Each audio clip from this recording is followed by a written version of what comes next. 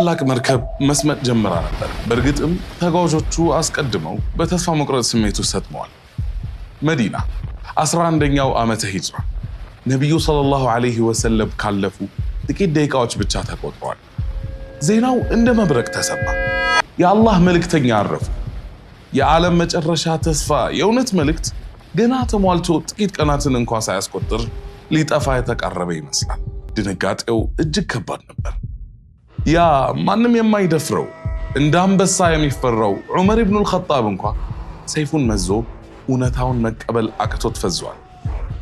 በታሪክ ታይተው የማይታወቁ ሁለት ታላላቅ ሀያላን መንግስታት ሮማውያንና ፋርሳውያን ገና እየተነሳች ያለችውን አዲስ ሀገር ለመጨፍለቅ አሰፍስፏል። በእነዚህ ማዕበሎች መካከል የቆመ አንድን ሰው በአይነ ህሊናችሁ ሳሉ። አይጮህም፣ አይደናገጥም፣ ነገር ግን እውነትን ይናገራል። ሙሐመድን የሚያመልክ ካለ ሙሐመድ በእርግጥም ሞቷል። አላህን የሚያመልክ ግን አላህ ሕያው በፍጹም አይሞትም። ይህ ሰው አቡበክር ስዲቅ ነበር።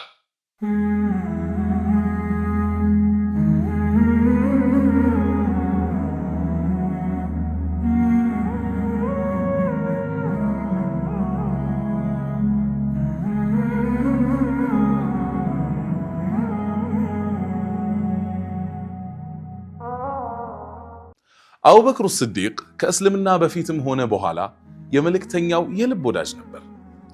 አላህ ከሰባት ሰማያት በላይ መርጦ መልእክተኛውን በሂጅራው ወቅት እንዲያጅብ የፈቀደለት ብቸኛው ሰው ነው።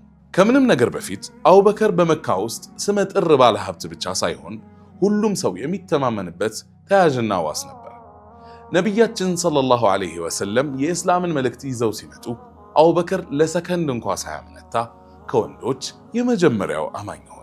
የሚገርመው እምነቱን ይዞ ዝም ብሎ አልተቀመጠም። በጥቂት ቀናት በታሪክ ውስጥ ጀነት ቃል የተገባላቸው 10 ወይም አልዓሸረቱል ሙበሸሩን ተብለው ከሚታወቁት ታላላቅ ሰዎች 5ቱን ወደ እስልምና መጣ። ተጽዕኖ ፈጣሪ ማለት ይህ ነው።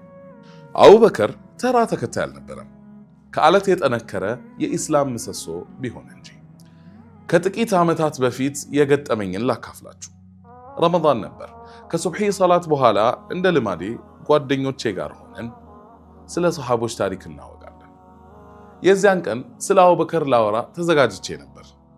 ልክ መናገር ስጀምር አንድ ጓደኛዬ ስለ አቡበከር ታሪክ ልናወራ ባልሆነ፣ አረ ይደብራል፣ ሌላ ሰሃባ ይሻላል አለኝ።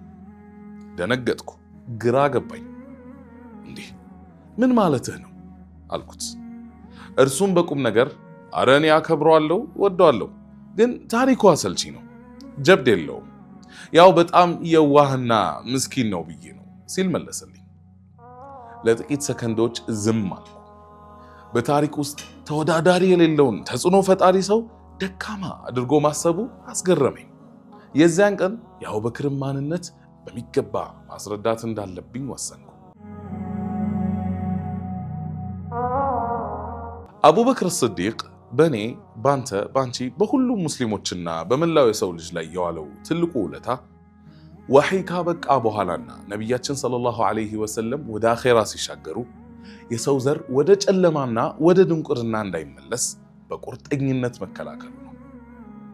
በታሪክ ያለፉ ህዝቦች ነቢያቶቻቸው ሲሞቱ ከኢስላም ያፈነግጡ ነበር። ነሳራዎች ዒሳ ዐለይሂ ሰላምን አምላክ አደረጉ። የእስራኤል ልጆች ሙሴ ለ40 ቀናት አስቡት፣ 40 ቀናት ብቻ ሲርቅ ጥጃ ማምለክ ጀመሩ። ታዲያ የመጨረሻው ነቢይ ሲያርፉ ምን ሊሆን ይችል ነበር?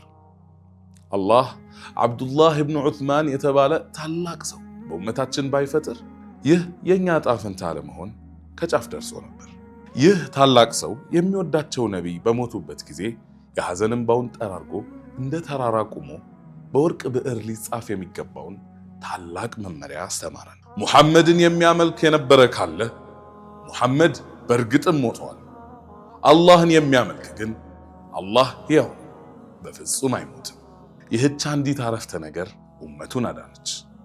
መልእክተኛው ቢሄዱም መልእክቱ ዘላለማዊ መሆኑን አሳሰበች። በዚያው ዓመት የአረብ ነገዶች የነቢዩን መሞት ተከትሎ ዘካ አንከፍልም ባሉ ጊዜ ብዙ ሰሃቦች ጦርነት ለመግጠም አመንትተው ነበር። ነገር ግን ድምፁ እንደ ሐር የለሰለሰው ውሳኔው ግን እንደ ሰይፍ ቆራጥ የነበረው አቡበከር እንዲህ አለ፣ በአላህ ይሁንብኝ ለመልእክተኛው ይሰጡት የነበረውን የገመድ ቁራጭ እንኳ ቢከለክሉኝ እዋጋቸዋለሁ። ይህ የደካማ ሰው ንግግር አይደለም። ይህ ዓለም ሊያየው የማይችለው ውስጣዊ ጥንካሬ ያለው ሰው ንግግር ነው። ወታደራዊ ሳይንስ በሁለት ግንባር ጦርነት አትግጠም ይላል።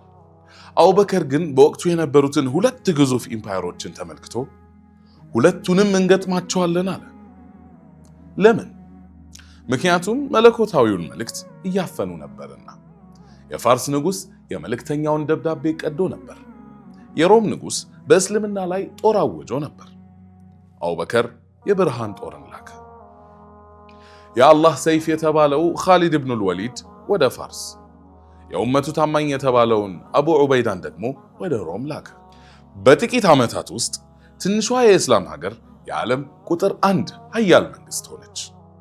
አቡበክር ስዲቅ መሪ ብቻ አልነበረም፣ ኡማውን ከድንቁርና ጨለማ የጠበቀ ጋሻና መከታ ነበር። እምነት ስሜት ብቻ ሳይሆን ዓለም ስትናወጥ ጸንቶ የመቆም ብቃት መሆኑን ያስመሰከረ ታላቅ ሰው ነው። ረዲየላሁ ዐንሁ ወአርዳህ።